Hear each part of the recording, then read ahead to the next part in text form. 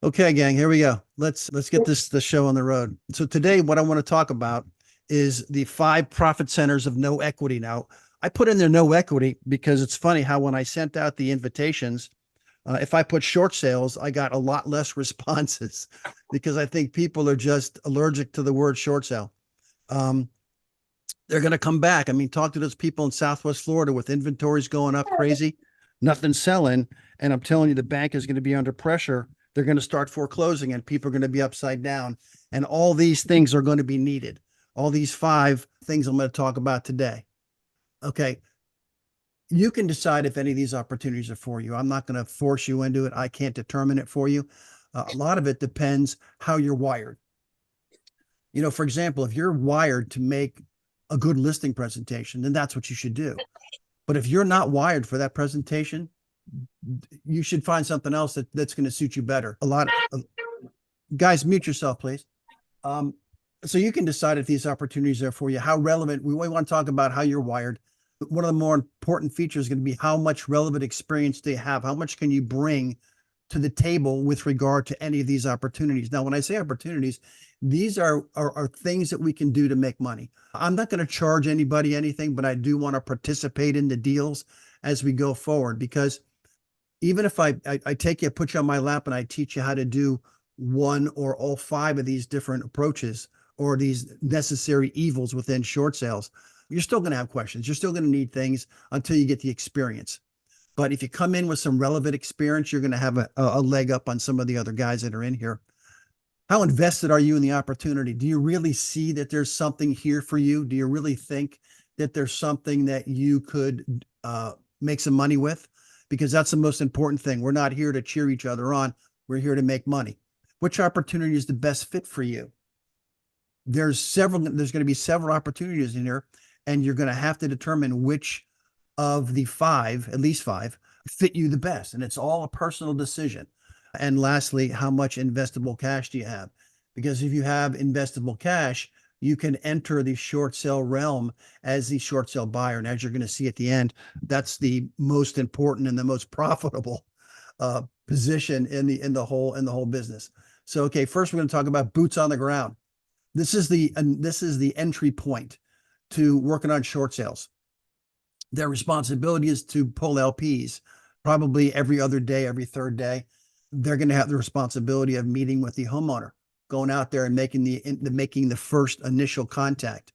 And then once they get the contact and they earn the trust of the homeowner, and I'll show you how to do that. It's real simple. I mean, it sounds difficult based on the where the homeowner's coming from, because they already have some pressure on them. They're already feeling a little squirmish. They may or may not be fighting off investors and other sorts of creatures that are coming by their house because of the LP. But I'll teach you how to do it. It's a simple process, but you have to keep in mind that you can't close them on the first visit. So once you get in, meet the homeowner, you're going to make introductions, and I'll tell you about that in just 1 second. And then you're going to learn, and learn, because if you're boots on the ground, you probably have the least amount of skills as it pertains to the other four that I'm going to talk about. But you can learn and you can move up quick. And when I say move up quick, you can move to one of the next few slides that I have. Property for sale. Okay, so the property has to be listed for sale before you submit your short sale package. There's a few little intricacies that we're going to have to learn, and you'll learn as we grow.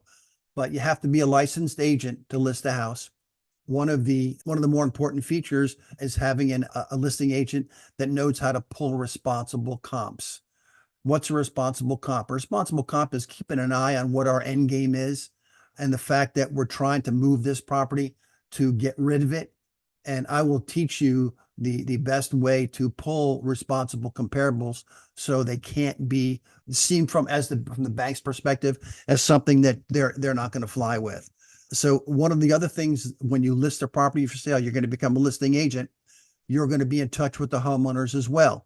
So you're going to be responsible for collecting documents and some information for the processor, because the listing agent is in my scenario is only going to list the property for sale. Will they sell it sometimes? Yeah, they will. Sometimes they'll sell it, but we won't talk about how bad a bite that a short sale or a lender is going to take out of your commission. We'll save that for the end of the training on the listing agent because I don't want you to get too sour on it. But just as an overview, when the bank is getting real tight on their haircut, the first thing they're going to look to is reduce your commission. So listen, you're in the business, you understand the way it works, and you know there's going to be more than one deal out of this stuff. So you just take it and you take it just like a professional. Again, learn. You need to learn everything, take everything in with regard to your listing property for sale in the short sale realm. Okay, next, you're going to be a short sale processor. If you have the skill, like for example, I was speaking to, I can't remember her name last night on a webinar, and I saw on her little description of herself that she was a transaction coordinator for a real estate office. You're going to be perfect as a short sale processor. And you see all those tapes all wound up and stuff. That's exactly what it is. You have to unwind all the information that you're going to be getting from several parties. You'll get information from the boots on the ground guy. You'll get information from the agent, and you'll get information from the owner. So it's going to be your responsibility to use a checklist, gathering and organizing our documents. Now it says short sale processor, but really what you are is a short sale getter ready to submit. So the short sale processor is very important before we get the okay from the bank to be a short sale, because we have to gather all the documents, get them together, and submit them in the bank. And that's not processing, but I guess it is in some ways. You're going to be consistently in touch with all the parties involved. Everybody has to be kept in the loop with regard to what's going on. You're going to help prepare the short sale package, which is a package of documents that I have personally tailored for any of my short sale packages. And if you've ever done a short sale with me before, you already know that I include more documents that get the bank thinking about what's going on with their investment. Because you have to remember, we're asking the bank to take we're going to ask the bank to take a haircut. They're going to end up selling or allowing the owner to sell this property, and the bank is going to take less than they're entitled on their mortgage. So they're getting a haircut, but that's just the way the business is. Not only is a short sale processor going to get everything ready to go, you're going to help get the property closed. And what that means is you're going to take everything that is submitted to you. You're going to help me prepare the short sale package, and then we're going to submit that to the bank. And above all, again, learn. I want you to pay attention to what's going on around you, because someday you'll be the next slide. If you're a processor, it's a natural fit. And that's a short sale negotiator. Sometimes good processors make good negotiators. Not always. You have to know how to negotiate specifically, and you also have to know how to negotiate with a bank. So a processor sometimes can be a good negotiator. And once we get to know each other, I'll learn who the best person or who some of the best people are to become a negotiator. Because when you become a negotiator, you pretty much run the short sale. So you'll be running your own short sale businesses eventually, because I'm not going to be around forever.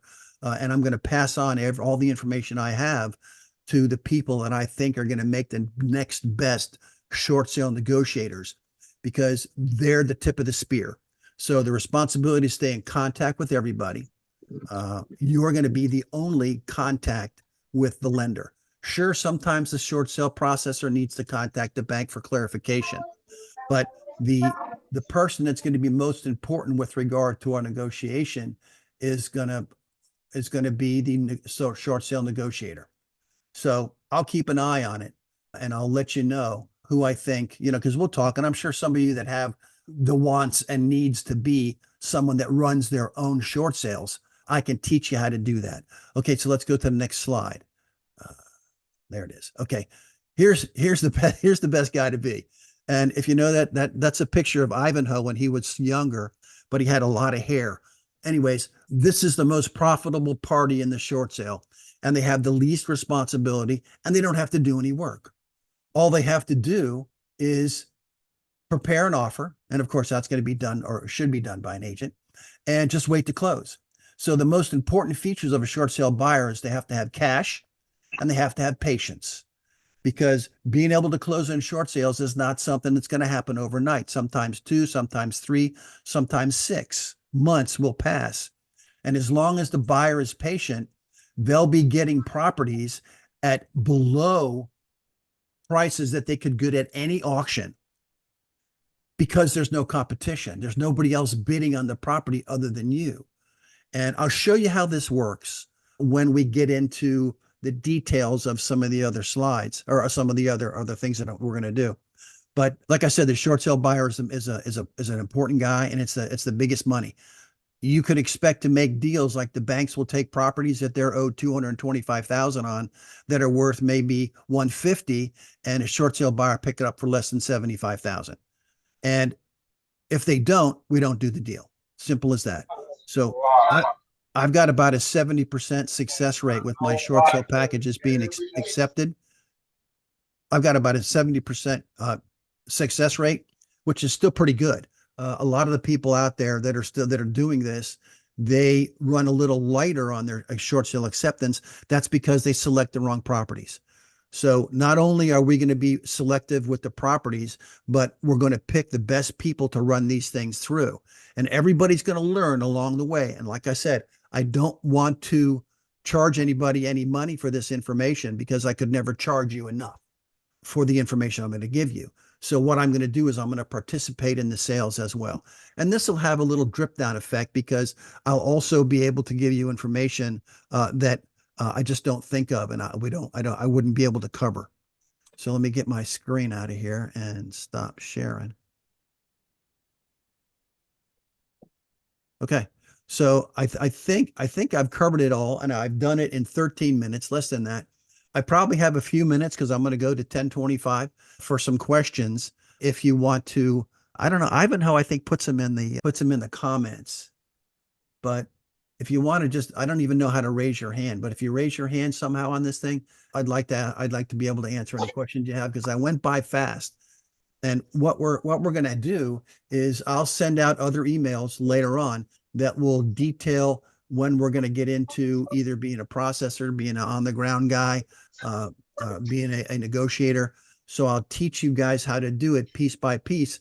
And then once we get to the point where we're ready to pull the trigger on stuff, we'll have more in depth and probably more impersonal, is that a word? More, less of a group thing. We'll have, 2 or 3 people at a time on a call rather than 15 or 16. So does anybody have any questions that are I could answer in 16 minutes, actually less than that, 15 minutes. So come on, Ivanhoe. I know you have something to ask me. Thank you. Thanks, Ivanhoe. All right. So anyways, the key to this thing is the guys with the boot. The key to somebody saying something? New message. Okay. Let me see how to do this. New message. Could you buy a short sale with a conventional loan if the property is in good condition? Okay, that's a good question. But the answer is no. You can't buy a short sale with any financing. You're going to have to pay cash. Now, the cash doesn't have to come out of your pocket. You can borrow the money, but you cannot buy a short sale with financing. The bank's not going to take any contingencies when they go ahead and when they consider the fact that you're trying to short sell something. And number 2, we really can't take properties that look good. So the better the property that looks, the less likely the bank is going to want to take a short sale. Let me give a quick example of what happens. The bank, when they sit down to decide, first of all, if they're going to foreclose on a property, because that's what happens. Your LP shows up, it shows that we're in foreclosure. The bank had made a decision and said, you know what, we can't get this borrower to pay. Let's go ahead and sell it at the foreclosure sale. Now, if they sell it at the foreclosure sale, they project out that if the house looks good, that they're going to end up being able to get as close to the price that they're asking that they want to get at the foreclosure sale, or they'll let an investor buy it and they'll make their money that way. So the better it looks, the more they think that they stand a chance to get a big dollar. So the worse it looks, the more often they're going to look at a short sale more kindly. So I don't want you to think you can get something beautiful, although you can get something you can work with, but it's necessarily not going to be beautiful. Okay, so let's see. I have another question. What do the conversations usually look like with the banks as a negotiator? Well, that's that's a pretty heavy question, but essentially what they sound like is it's just like when you're negotiating with a seller or you're negotiating with anybody. You have to lay out your points and you have to stick to them as closely as you can, all the while understanding that you want to get this property sold for the homeowner. Now, the fact is, I designed my short sale program not only to get the property sold, but also to make a profit. Because in most cases on my short sales that I'm running, I'm the buyer. If I'm not the buyer, I bring in somebody to buy it from my buyer's list. That I hope all you guys are building your buyer's list the right way, because that's a very important piece of information that you're going to use, especially with regard to short sales. Because the best thing to do is get the thing listed and get an offer, and now we can submit our package. So I like to control it almost 100% of the way. But let me see. I think I have another question. I hope I answered that one. Let's see. Yeah, so it's about negotiating it the same as any other time. But there's little things that you do. For example, when you submit your short sale package, you have to include things that the bank has to think about. And I'm not going to get into it today, but we make the bank think about their position hard. Okay, can the BPO cause a problem with your offer? Yeah, what's going to happen is we're going to submit the offer to the bank. Once all the package is complete, we got a contract, we submit it to the bank, and the bank goes, okay, we see you're trying to steal our house. Let us go ahead and send another broker out to get an estimate of their value. So yeah, of course, because brokers that do estimates for banks think that if they give them a high value, that the bank is more likely to list it with them or something like that. Forget it. Don't happen that way. You'll never get a listing from a bank off a short sale. You'll never get one off an REO. There's special places you have to go and training you have to receive and pay for in order to do that. So anyways, can the BPO cause a problem with your offer? Absolutely. It could tank it. However, we have ways, or I have ways, and I'm sure you all have ways, you just don't know what they are yet, to overcome those issues. And I'll teach you how to do that. And that's what helps us get our rate from 35 to 70%. Okay, let me see the next one. What's the timeline between getting an LP to submitting a short sale docs to the bank? What that is going to speak to is going to speak to the desire of the homeowner. If you've taken any looks at any of my short sale stuff on my webpage, by the way, which is POFSK.com, pocketsofspecializedknowledge.com. Okay, go there, you can look, but this speaks right to the desire of the homeowner. If the homeowner has a fire under their butt to provide all the documents that are necessary, then we can get it done quickly. Timeline between getting the LP submitted to the, okay, submitted. Okay, so the problem is going to be getting all the documents together for the bank. We've got everything that we need. I know what we need. I know what we need from the seller, but they've got to produce it for us. The real estate agent has to produce their documents for us. So it could be anywhere. If we have a seller that's ready to go and a fire under their butt, 3 weeks. If they're not interested, or if they don't want to work with us as much as we like, I don't know how long it's going to take. If it takes too long, we're probably going to have to end up firing them, because we don't want to waste time. In real estate, you already waste enough time. You have to talk to people that you're never going to contract with. You have to make offers that are never going to be accepted. So you waste a lot of time, but hopefully you're learning along the way. Does condo foreclosures work the same?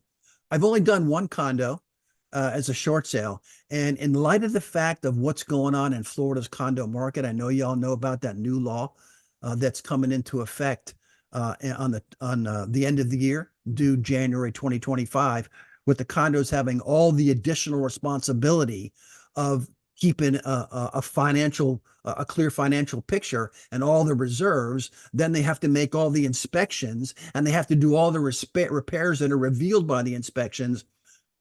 There's going to be so many condos for sale. I don't think anybody's going to buy any. I know I'm not going to touch them.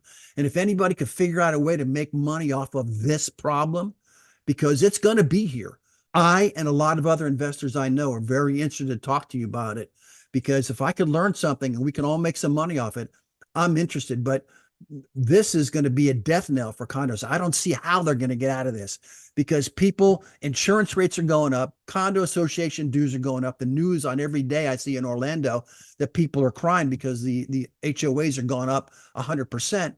People can't pay that much. So there's going to be such a flood of condos coming on the market that you're not going to be able to believe it. And by the way, realtors, don't take any of those listings. You're never going to sell them because think about it. Who's going to buy it? Who's going to buy it and take over the responsibility of all those increased costs? Even if you pay cash, you're crazy out of pocket every month. On top of that, don't become an officer of a condo because you're going to be personally responsible and personally liable for anything that goes wrong with the finances or the inspections of that condo. So I'm going to have, if anybody brings a condo, I'm going to have to pass. I apologize, but I don't want to waste anybody's time. Okay. And I think I have, okay, here's a question. Can you describe the process as an example? Yeah, essentially what happens is we get our boots on the ground guy to figure out the LPs, take an LP in their hand, go out to the homeowner, and then make the pitch. The pitch is simple. We're not talking about the pitch today. Knock on the door. You're not going to close them on the first visit. It's probably going to take at least 2, if not 3 visits. Once we get the okay from the homeowner, the boots on the ground will turn it over to the agent. Okay, now the agent starts getting the house for sale and we turn that over to the processor or the negotiator. If I'm involved, I'm going to be the one that goes to the house. I'm going to interview the homeowner myself. I'm going to tell them all the documents that they need.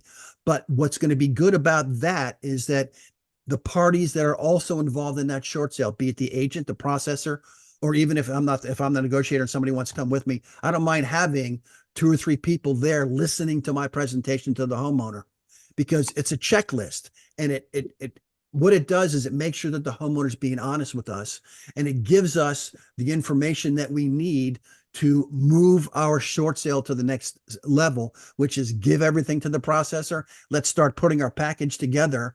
Then once we get the house sold, we'll submit the short sale package to the bank.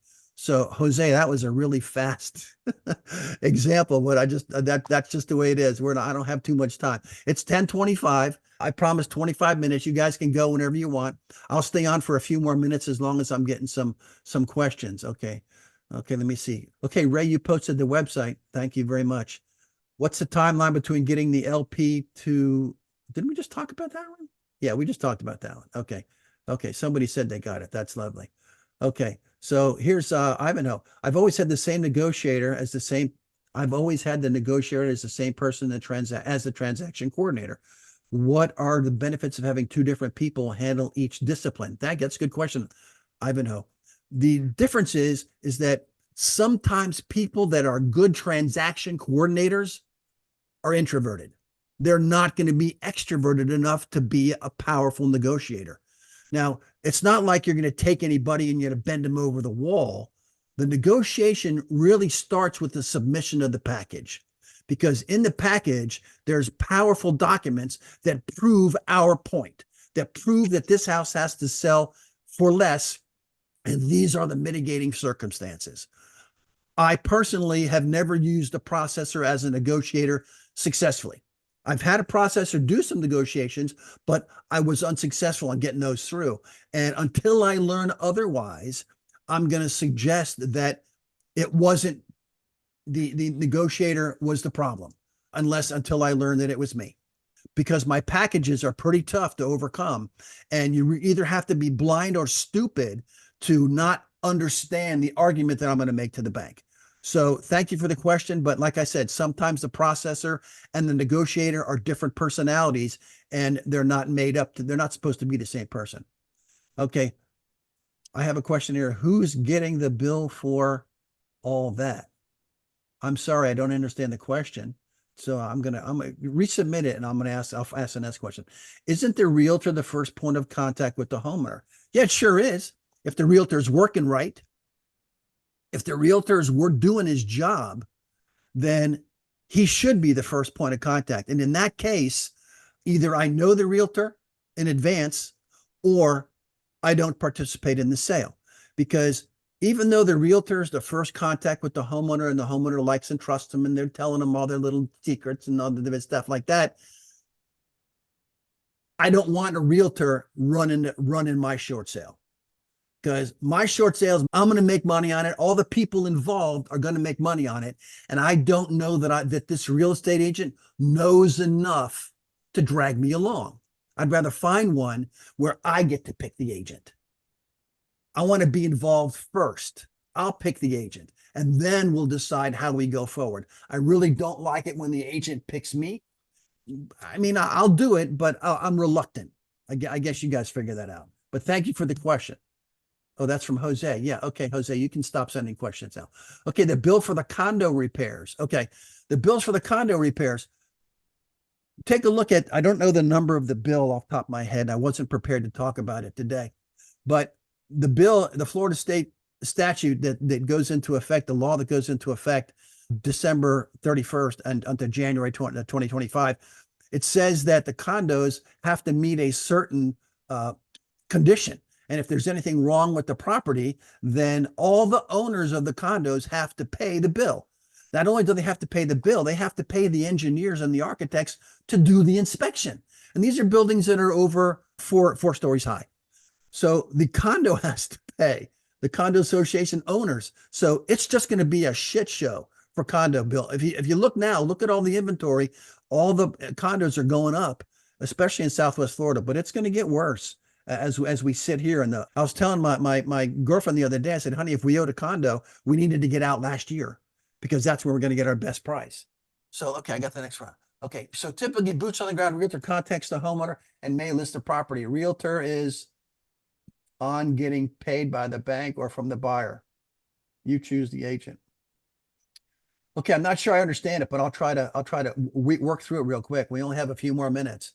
So typically boots on the ground, realtor contacts the homeowner. So I personally do not know, and you might know, any realtors that are making contacts with LP. I don't know. I don't know who they are. And if you know someone who's doing it, I'd love to talk to them because I can help them refine their pitch and they can help me refine mine. But I don't know one person that's an agent that's reaching out to LPs without being pushed like from someone like me.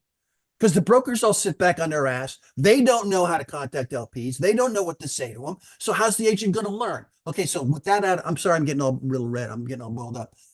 Realtor is only getting paid by the bank or the buyer. Okay, the realtor is only getting paid by the bank.